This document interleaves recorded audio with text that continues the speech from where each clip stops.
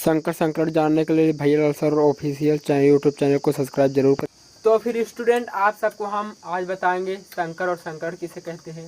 संकर हम लोग आज संकर का परिभाषा बनाएंगे और संकर करवाएंगे मटर के पौधों में F1 और F2 पीढ़ी में कैसे विकास होता है, F1 और F2 में कैसे क्या हो जाता है। तो फिर स्टूडेंट आज हम बताएंगे, आप बताने जा रहा हूँ संकर और संकट की परिभाषा। आपको एकदम ईजी से समझना है, एकदम ईजी से। ये बोर्ड में पूछता है इंटर में करके संकर और संकट किसे कहते हैं।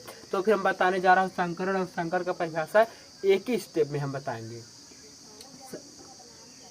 संकरण का परिभाषा सिर्फ आपको कैसे बताना है, ऐसे दो नस्ली पौधे, ऐसे दो नस्ली पौधे, क्या ऐसे दो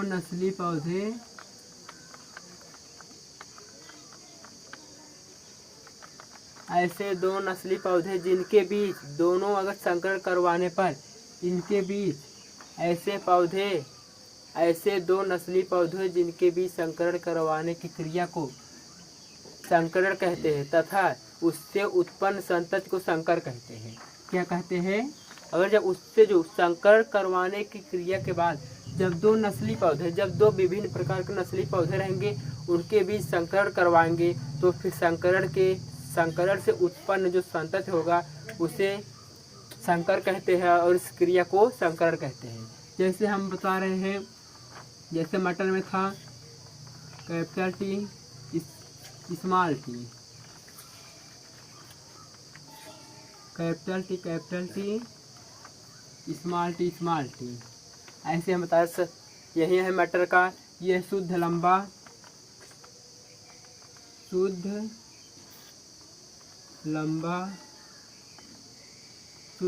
और यह है शुद्ध बौना।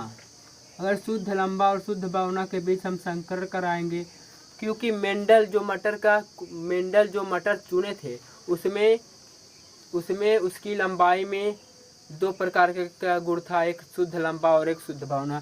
फिर हम शुद्ध लंबा और शुद्ध बौने के बीच संकर कराएंगे तो उससे उत्पन्न संतति क्या होगा?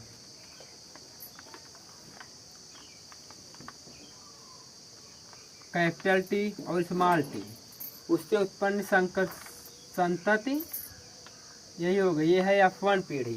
क्या है? F1 पीढ़ी। अगर हम कैपिटल टी और स्मॉल टी से संकरण करवाएंगे तो उससे उत्पन्न संतति कैपिटल टी और स्मॉल टी है। ये है संकर लंबा। क्या है? संकर लंबा, उससे उत्पन्न संतति संकर लंबा होगा। अगर हम F2 पीढ़ी में अगर हम ऐसी संतति से F2 पीढ़ी में संकर कराएंगे तो फिर क्या होगा?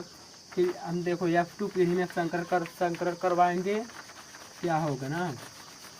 अगर F2 पीढ़ी में हम संकर करवाते हैं और यहाँ पर संकर लंबा था, जैसे फिर संकर लंबा से करवाए तो फिर उससे उत्पन्न संतति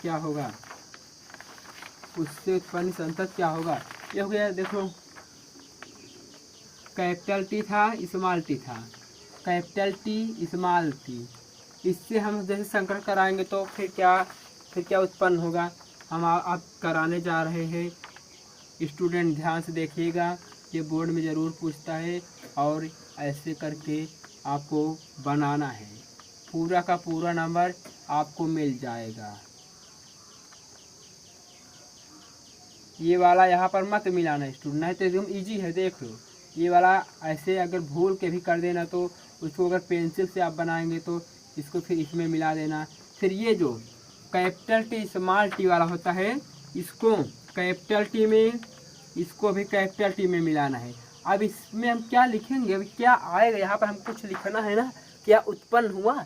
अब हम ऐसे बताएंगे, ये हो गया कैपिटल टी, यहाँ से आया है, फिर जहाँ से आया होगा फिर हम उसको लिखते हैं। फिर कैपिटल टी, फिर यहाँ पर स्मॉल टी है, स्मॉल टी, फिर यहाँ पर आया है कैपिटल टी, फिर यहाँ पर capital T small T, capital T small T.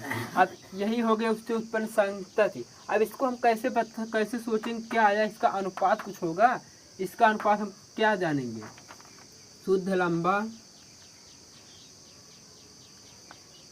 शुद्ध लंबा, ये हो गया शुद्ध लंबा, और ये दोनों हो गया, ये दोनों हो गए संकर लंबा। क्या? संकर लंबा, क्योंकि ये पूरा शुद्ध लंबा नहीं इसमें, क्योंकि स्मॉल टी छिपा है। और ये हो गया शुद्ध बावना, शुद्ध बावना, क्या हो गया? शुद्ध बावना, ये हो गया शुद्ध बावना। तो फिर इसे हम F2 पीढ़ी कहेंगे, इसे हम F2 पीढ़ी कहेंगे। क्या? पीढ़ी F2,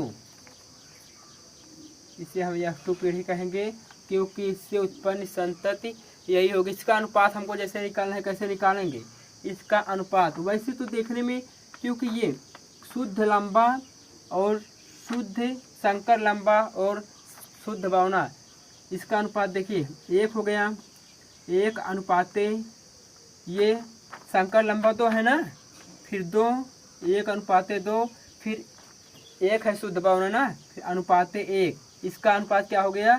1 अनुपाते 2 अनुपाते 1,